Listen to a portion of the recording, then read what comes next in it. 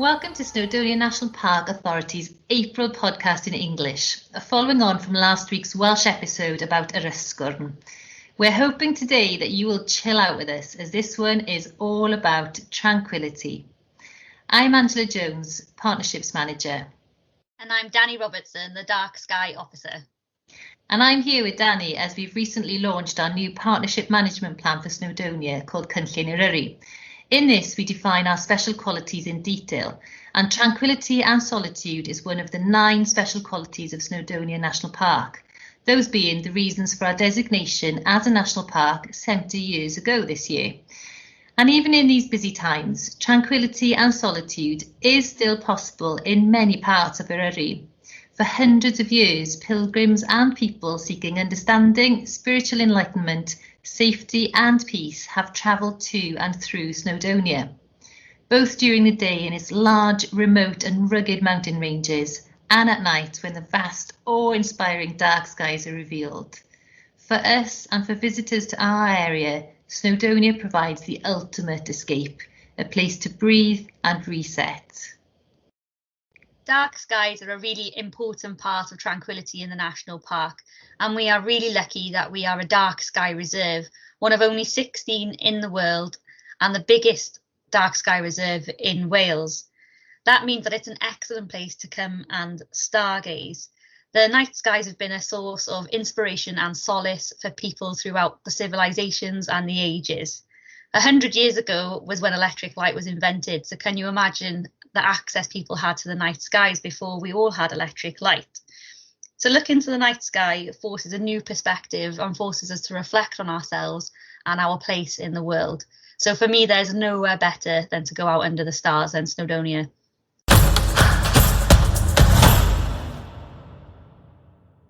We're also really fortunate to have with us today Jill Bullen, Landscapes Lead Specialist Advisor for Natural Resources Wales. Hi Jill, and welcome to the podcast.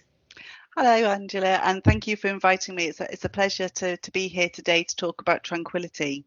Yeah, and you've been currently working on tranquility, so maybe you can help explain from a landscape perspective what tranquility is and why it is so important to landscapes. So tranquility is associated with places that offer quiet and calm, peace and perhaps a sense of well-being.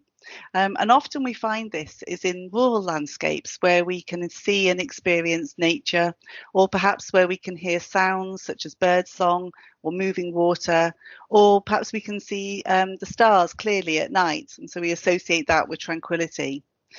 So generally this sort of leads us to think that tranquility is mostly in places that are freer from development or freer from noise or perhaps light pollution. Yet in the last year, with the COVID-19 lockdowns, people have found their own special tranquil places close to where they live. And this is often in more built-up places. And so these have been especially important. So relative tranquility can be found in all sorts of places. So in the rural landscape and perhaps in our built landscapes as well. Yeah, that's so true. And, you know, here at the National Park, we've been contacted by quite a few of our residents who have had this experience for the first time during lockdown, during the last year. And the fact that they have no, transport noise, and that that's sort of intensified some of the sounds they hear, like the dawn chorus. We had that, fantastic spring, didn't we, in the very first lockdown. And some people have said they've even been able to hear the sea at night for the first time. So there's no other noises to drown those things out. And so they've had a brand new perspective on, as you say, their own places. So that has clearly been brought to the forefront during lockdown. Is that something that you've had feedback from people about that here in Wales? It is, and also because people have had a very small radius to explore their local area, they've revisited those places, but then they've also searched for new routes and new places and new footpaths on their doorstep that they've perhaps not done before. And I've heard that quite a lot, that people have been then sharing, oh, there's this route and this is very lovely, and also been sharing about the nature that they've seen on those routes. And where I live, which is very close to the coast, the wildlife that we've seen has been much more evident than previous, and I think it's the reduced footfall. So that brings a sense of tranquility as well. Yeah, absolutely. Yeah, I've loved it in my own local area, experiencing it in a much more tranquil state. It's been a privilege, hasn't it? But Jill, how would we go about measuring tranquility here in Wales? Is there a way that we can do that? Yes, well, we can't absolutely measure tranquility itself, but we can use information and data to give us an insight into relative tranquility in an area, or even between different areas. So about over 10 years ago, we prepared a tranquil areas map for all of Wales. And that map was based on all sorts of information, from the presence of natural vegetation like woodlands or perhaps heathlands, and dark skies, to also things like traffic flow on roads and industry. And it's now time to update that map and consider any changes that have occurred. So we've already started doing this by producing a new dark skies map for Wales, and that's been produced this year. And this has shown that Snowdonia was the darkest national park in Wales, with up to 99% of Snowdonia in the 2 darkest night sky categories, which is really incredible in a scale across Wales. So we'll be combining that new dark sky map with data sets that can contribute to tranquility, but also what we associate as detracting from tranquility as well. And so that will cover the deeply rural areas to the outskirts of some of our larger settlements, and even those green spaces within our settlements. So we can explore tranquility at all sorts of levels. But it'll also be looking at sounds that we associate with those areas, so that we can assess, the tranquility that's relevant to place. And just because an area might experience some sounds that we perhaps don't associate with tranquility, it's the experience and the location that will be important. That's really fascinating, and obviously for me, the dark skies map, that was absolutely brilliant. We'll put up a link for that so people can find that map, because it's a really excellent resource. And it was fascinating for me to see just how much of Wales is really dark, and it's something we should really be taking care of across Wales, I think. But that's been absolutely fascinating. Thanks very much, Jill. Yeah, diolch.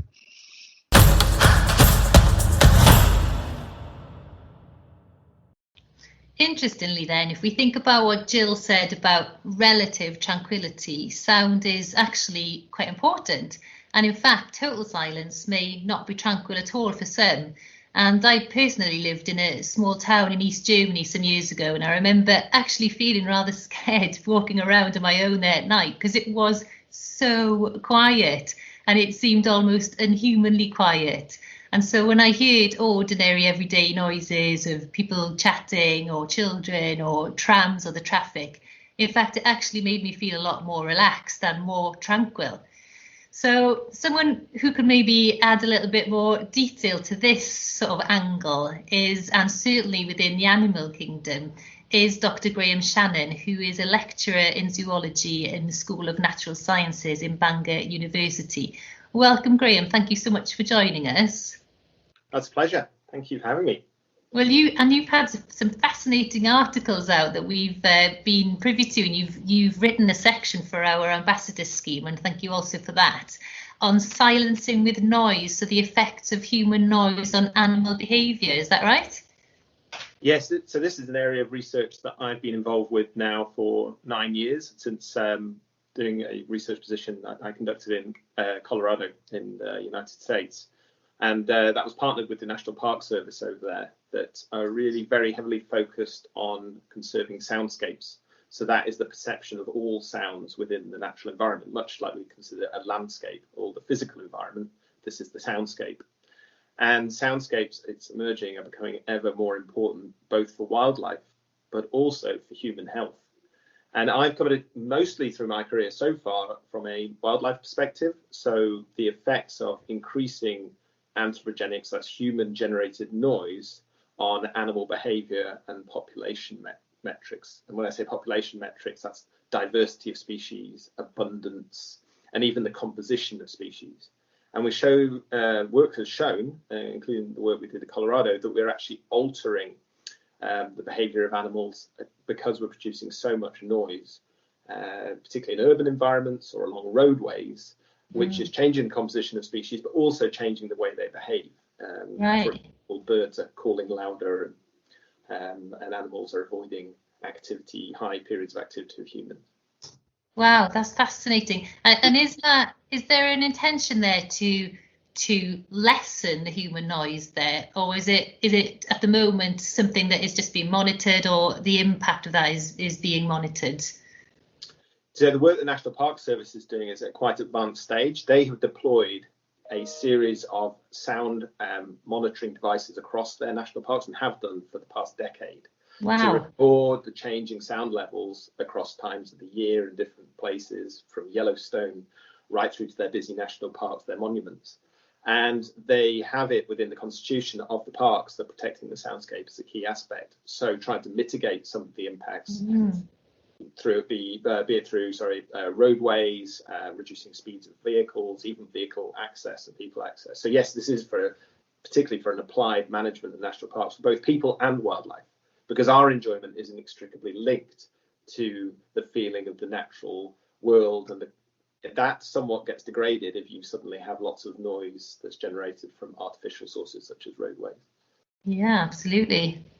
That is really interesting, and it's something that I've come across and become more interested in my work as a dark sky officer, because people come to my events at night and they think the night is completely silent.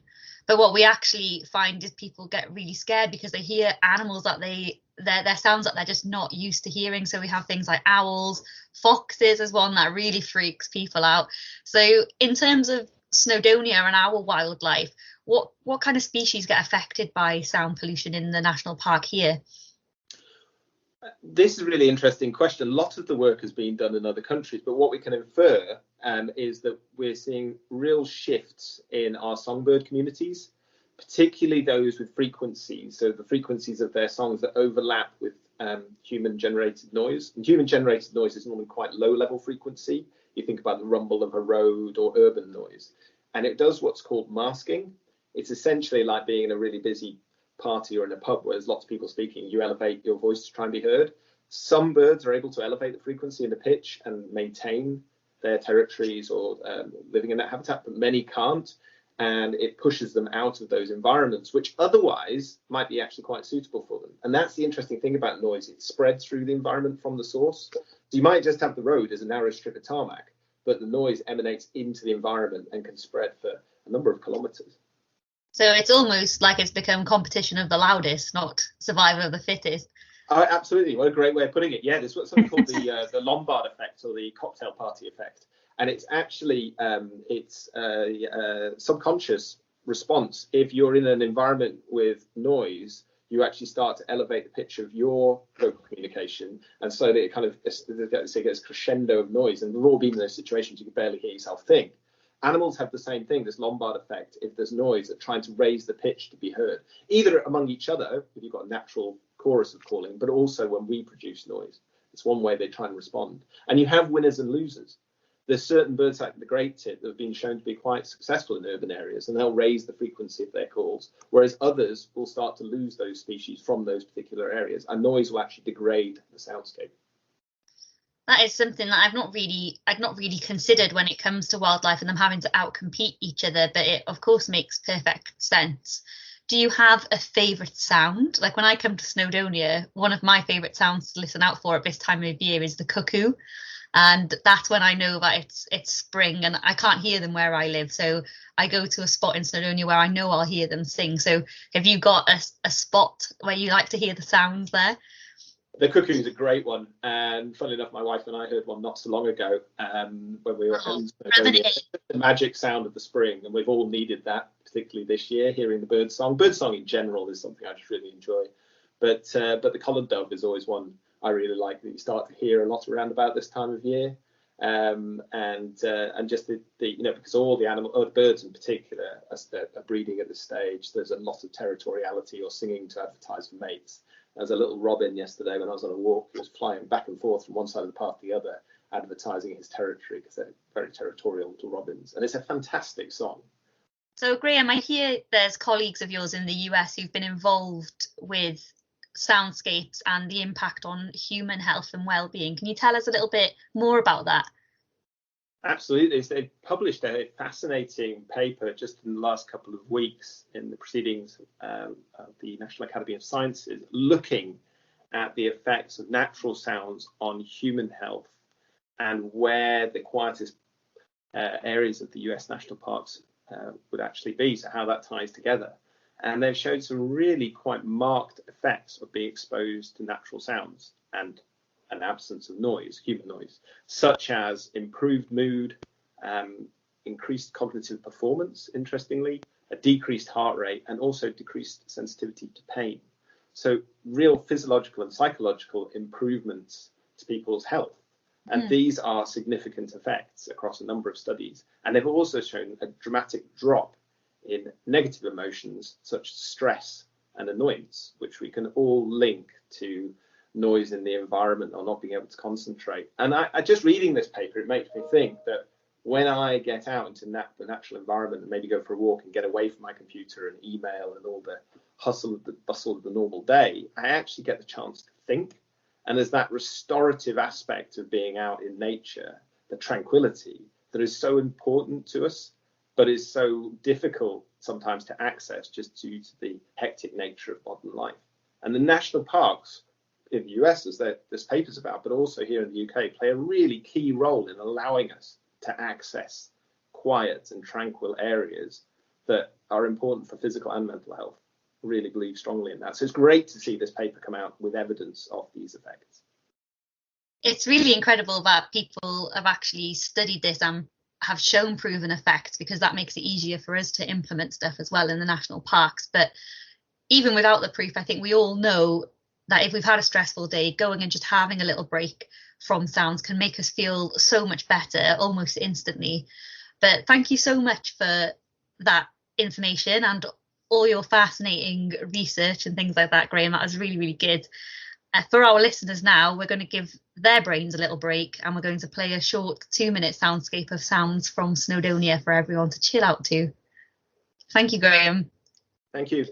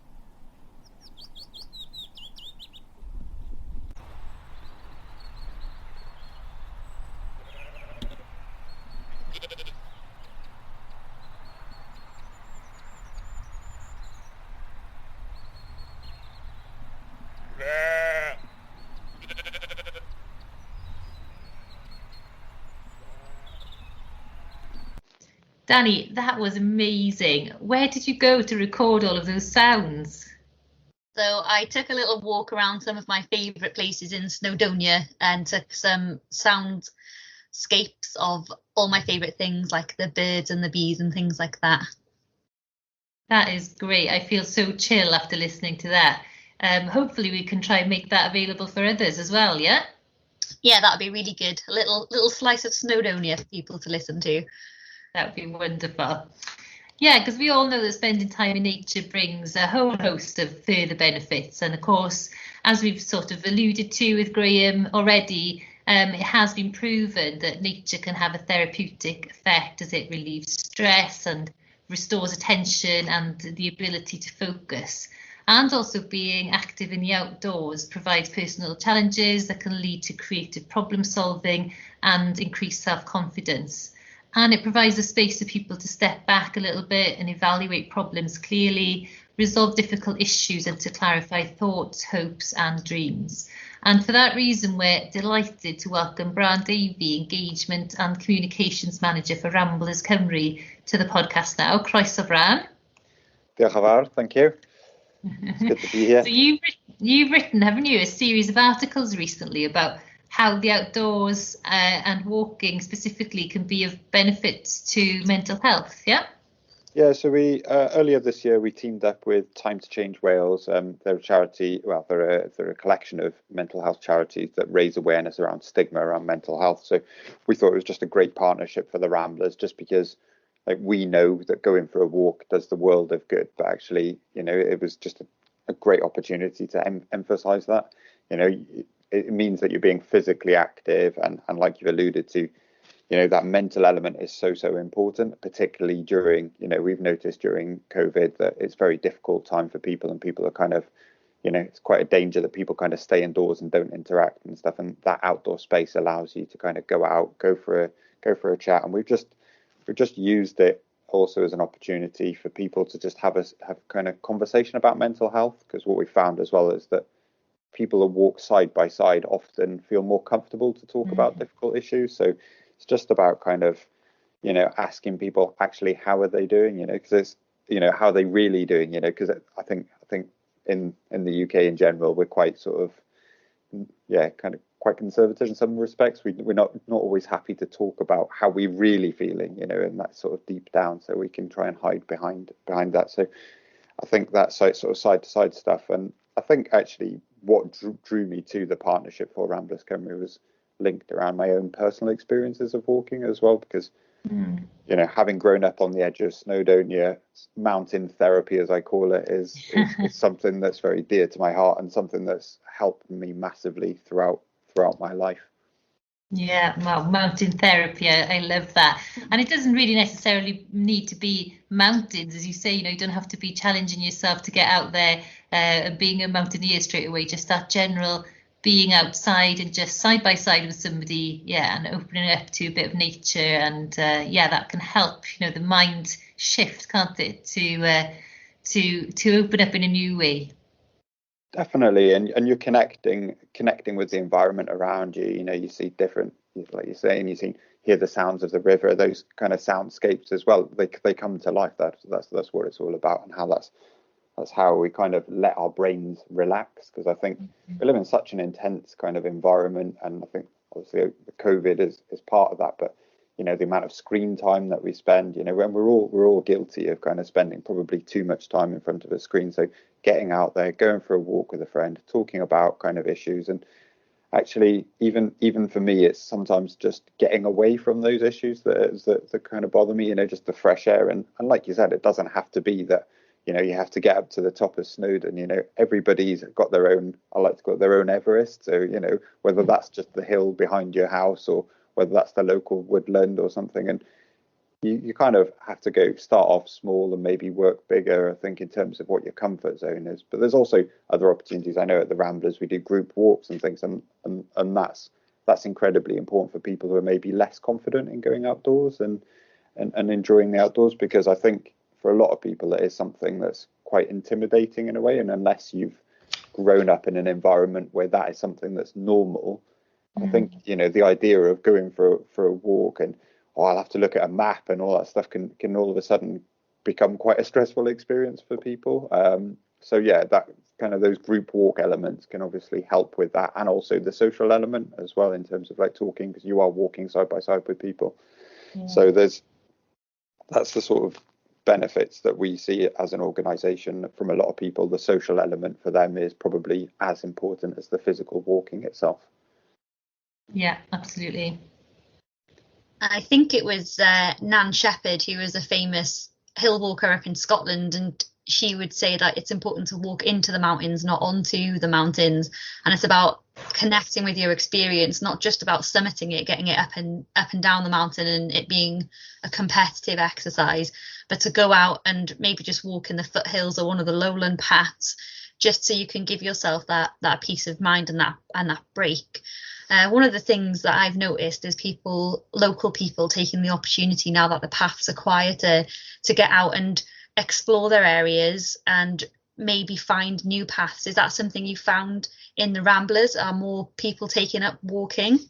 Yeah, there are a lot of people going out and doing kind of what we'd call independent walking. So maybe just sort of as a with their bubble or with their household, and they've been going out. And so we've seen that is kind of on the increase. I think one of the issues that we do have is underinvestment in the path infrastructure. So one of our campaigns that we've been doing is looking at path infrastructure in certain regions, and I think it is an issue because we believe that people have the right to go out for a walk, but also have the right to know where they can go for a walk. Because if signs are missing, if your first experience is that the signs are missing, so all of a sudden you don't feel comfortable because you don't know where to go, and then for whatever reason the path is damaged, or that it's not always kind of clear because of that underinvestment, then I think it's something that we campaign for all the time is kind of better quality access. And I think actually we've realised during COVID how important that access is for people locally. It doesn't matter where you live, that access is so important, and probably more important because lots of people are likely to be staying and working from home. So that access from your house is actually something that is really key. And I know that, as part of the Future Generations Act, some of the legislation is about trying to push for better access to green space for people from their homes and within a certain proximity of their home. So I think that it is hugely important.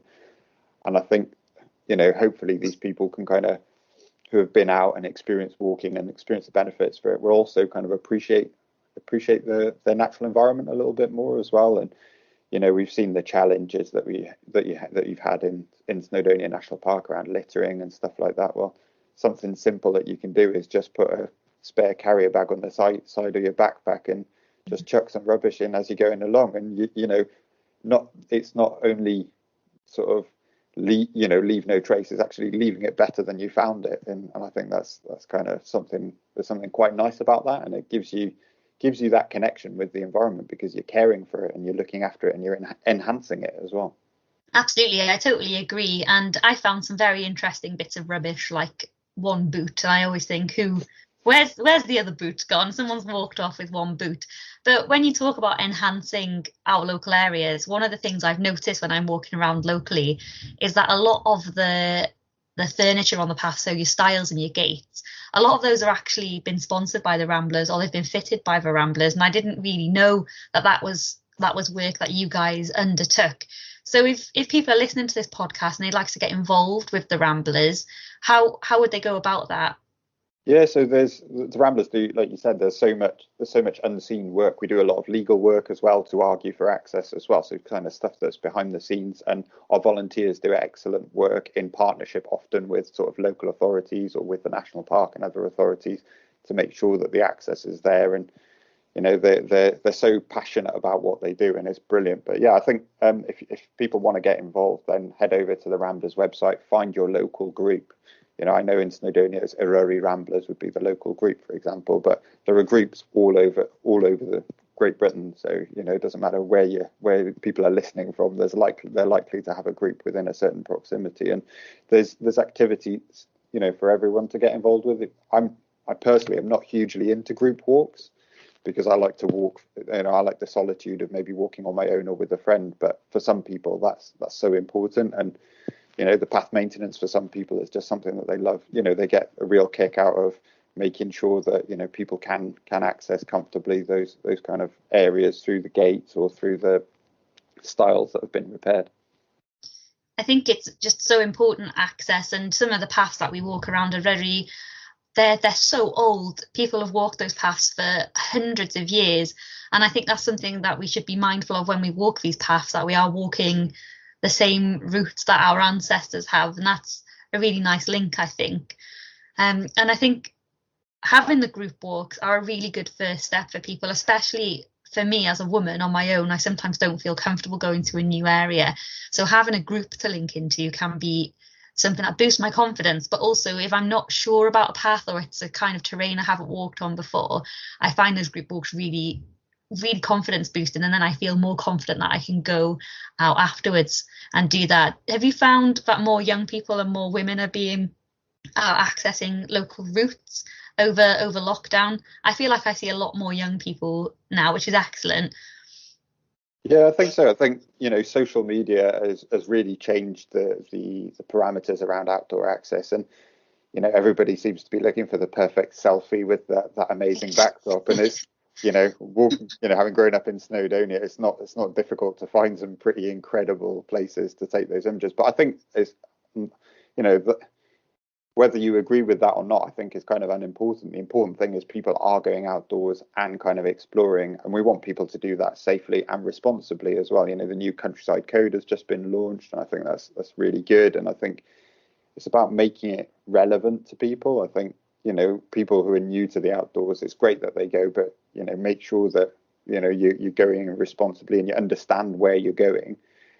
And looking at things like, the adventure smart guidance around kind of making sure that you don't caught out. I saw some photos from the Brecon Beacons recently of a guy who'd gone up, and they were taken 3 hours apart, and he was walking in the beacons. In the first photo, he was in t-shirt, sunny day, amazing, really relaxed. And the second photo, 3 hours later, he was in about sort of 30 centimeters of snow. Oh, wow. and ice and wind and all the rest of it. So, the conditions can change. And, I know that, having grown up in Snowdonia, that when you go out for a walk, I always pack extra gear just in case. There's been a couple of occasions when I was younger, when I was with friends, and we find people who'd gone out for a walk maybe hadn't necessarily thought it through, or where you set off at the bottom isn't always the same as the conditions at the top. So it's those simple things that you learn also through experience, through going with groups and stuff like that. And also, as people progress within the group, they can become walk leaders and take on different roles. So, as your confidence progresses, and you can do training, and you can learn about, as much as you want to do. If you're somebody who isn't interested in that and you're just happy to sit back and kind of talk to people and walk, that's also fine. It's not for everybody, but there is something for everybody. And I've done training in Snowdonia myself. Plaza Brennan is an excellent kind of resource within Snowdonia as well. So there's some great stuff. And even though I grew up there, it doesn't mean to say that you can't be surprised by the conditions. And sometimes, and you've got to kind of make sure that you're ready for it. And I also think, like, the price of outdoor gear has gone down as well, so it's made outdoors a bit more accessible for people as well. So people before who maybe thought, I can't afford to go outdoors, there are places where you can get second-hand gear. There's great sort of places on Facebook where I'm in groups where you can get great second-hand stuff, and there's some really, really good stuff out there for people to get in terms of kit. I know Plaza Brennan were recently getting rid of like a lot of their old kind of outdoor equipment. They were having like an auction and stuff like that. And that's a brilliant place if you just want to get started. I missed that. Yeah, they had all sorts of stuff, kayaks, everything. So I just kind of had a quick look at it, but yeah, I was warned by my partner not to buy any kayaks or anything like that, because we don't have any space for it. But yeah, one day maybe, next time when it comes, maybe. Yeah, of course, that's much better for the planet, though. That's the route you should have taken. I'm not going to buy new stuff. I'm going to buy it secondhand. So technically, doing the planet a favour. Yeah, definitely. And I think so many gear.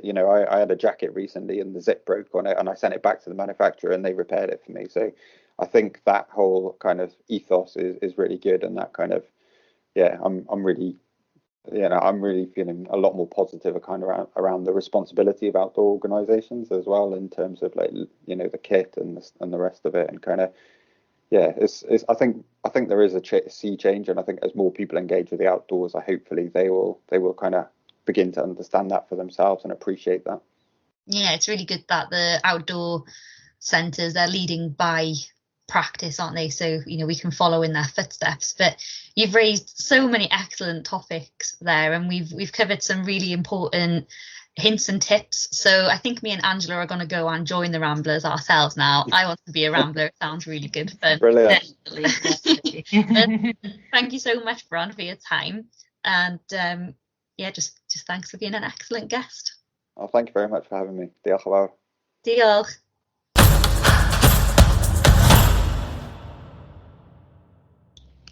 Well, thank you for listening and for chilling out with us today. We hope that you are now feeling very tranquil. The next podcast will be in May in Welsh on biodiversity in the national park. And we'll have a special episode all about dark skies, and that should be available in the autumn. Thank you very much for listening, and thank you, Angela, for having me on the podcast today. Thank you, Dani. It's been great.